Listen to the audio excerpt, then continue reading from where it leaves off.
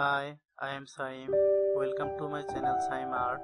Take your paper, pen or pencil and let's get start enjoy drawing. Also you can print this page and do coloring on the paper. You can pause the video and try to follow this step carefully. Drawing is not only the professional artist, it's for every person who has an art lover deep down in his soul. And with this amazing you can express yourself easily. Don't be shy, give it a try. You may start drawing right now. Our video is full of easy tips for beginners that will help you spend time with fun. Our drawing technique will impress for you sure. Please leave a comment. It makes me happy to see your thought and idea. Any request, leave them below.